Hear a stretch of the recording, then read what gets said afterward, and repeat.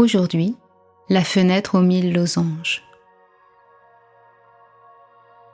Il était une voyageuse qui avait appris à s'arrêter au moment précis où quelque chose en elle voulait avancer. Elle avait appris à retenir son élan, à faire un pas en arrière, plutôt que de s'engager vraiment. Pas parce qu'elle manquait d'envie, mais parce qu'au seuil de l'action, son corps se contractait et disait non. Ce n'était pas un choix, c'était une réaction. Son corps qui tranchait avant elle. Alors elle s'était adaptée. Elle choisissait des chemins connus, éviter les situations où elle pouvait vaciller, et continuait à avancer tant que rien ne venait la bousculer de l'intérieur. À force, elle avait cessé d'aller vers ce qui l'appelait, et son monde s'était réduit, refermé, sans qu'elle ne s'en rende compte.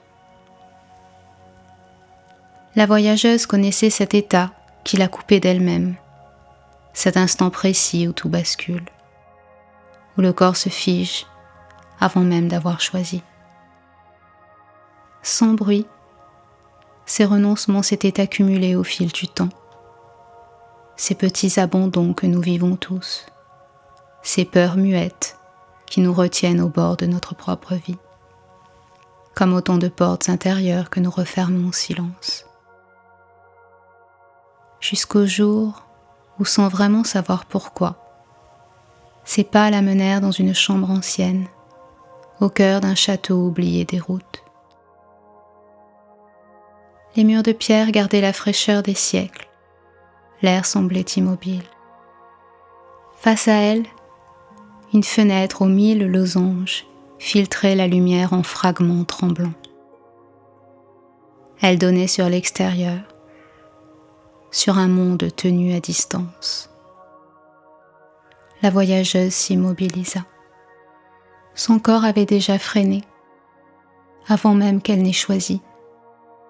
Une tension nette entre les épaules, la nuque figée, le ventre contracté. Les mêmes tensions revenaient. Elle connaissait cet endroit. Pas la pièce, mais l'instant.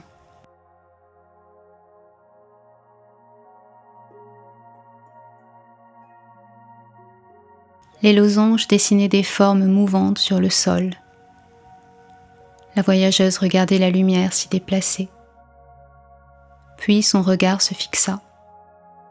Sur le rebord extérieur, un oiseau venait de se poser, léger, vivant.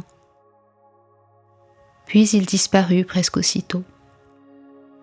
La voyageuse observa cette visite, et là, une partie d'elle venait de répondre d'une toute autre manière, pas guidée par la peur, mais une envie d'avancer, brève et pourtant bien réelle, presque fragile.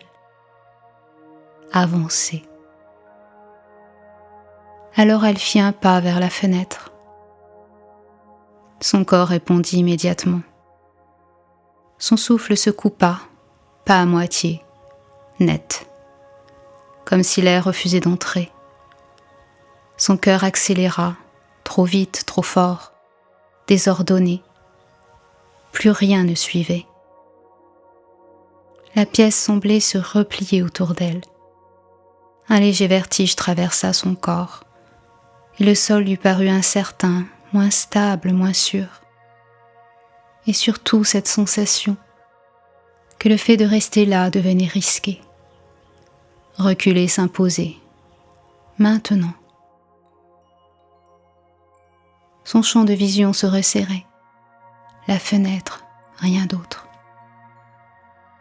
Un bourdonnement monta. Elle ne pensait plus. Fuir, sortir, disparaître. Son corps avait pris le dessus. Elle n'avait plus accès à elle-même. Tout se repliait.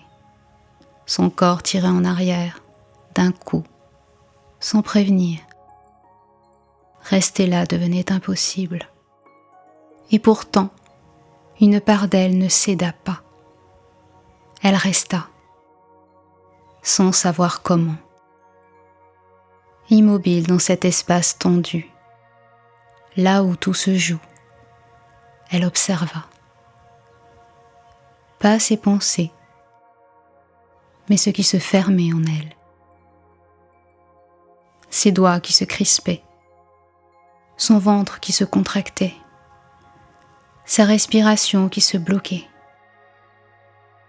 Puis elle fit un geste. Elle posa sa main sur la fenêtre, juste à côté de la poignée, et la retira aussitôt, trop vite, car son corps refusait. Alors elle prit une décision. Simplement, ne pas se refermer cette fois. Malgré tout, elle sentait que ses doigts cherchaient instinctivement à se replier. Ils tremblaient légèrement, comme s'ils hésitaient entre fuir et rester. Elle inspira, l'air resta suspendu, son corps résistait. Puis, en expirant, elle força doucement ses doigts à s'ouvrir, un à un.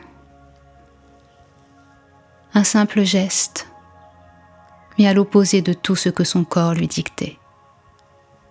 Un geste qui demandait tout. Chaque doigt résistait. Chaque millimètre demandait un effort. Puis elle sentit que ça allait céder. Alors elle n'attendit pas. Elle ouvrit d'un coup. Trop vite pour que son corps puisse refermer, prenant de vitesse sa propre peur. Un souffle d'air passa sur ses mains ouvertes, comme si quelque chose dehors s'ouvrait aussi. Et cette fois, elle ne pouvait plus revenir en arrière. Là, ses doigts cédèrent jusqu'au bout. Ses paumes s'offrirent au ciel, exposées, vulnérables.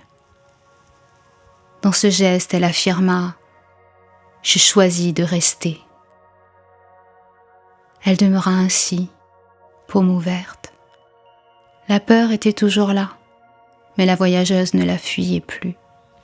Elle l'accueillait à travers elle.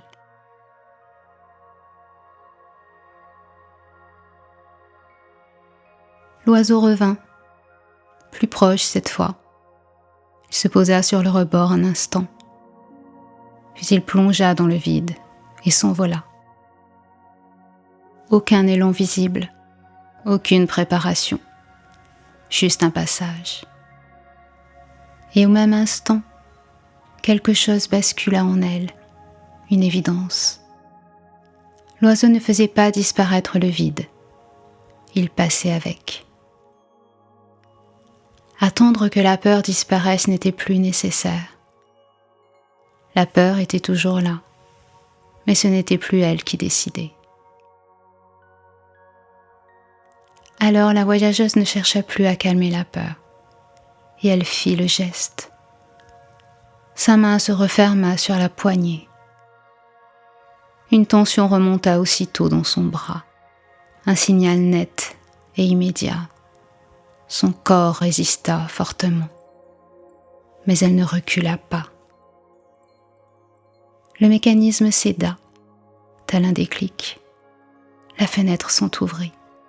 Un courant d'air entra, pas violent mais vivant, frais, libre. Il traversa son visage, sa gorge, sa poitrine, et son corps répondit autrement. Elle recula d'un demi-pas, puis s'arrêta. Et cette fois, elle ne referma pas. Elle posa ses mains sur le rebord, puis se pencha légèrement. Un pied trouva appui à l'extérieur, instable, mais réel. Alors, elle sortit. Son corps tremblait encore, mais il ne reculait plus. Il avançait.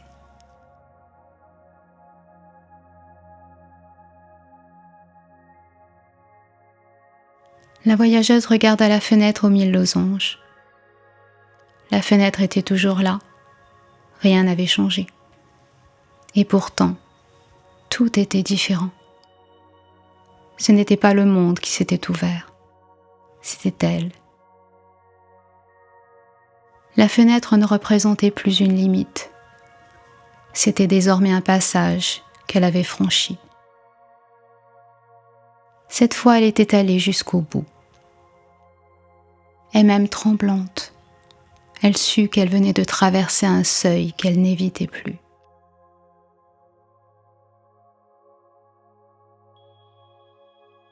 La peur sera là, encore.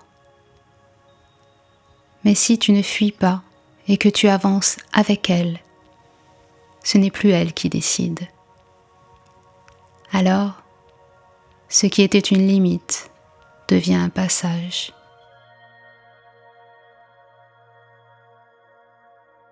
Maintenant, accueille ce que tu viens d'entendre, laisse-le s'enraciner en toi et permets à ces quelques minutes de musique de poursuivre ce chemin intérieur.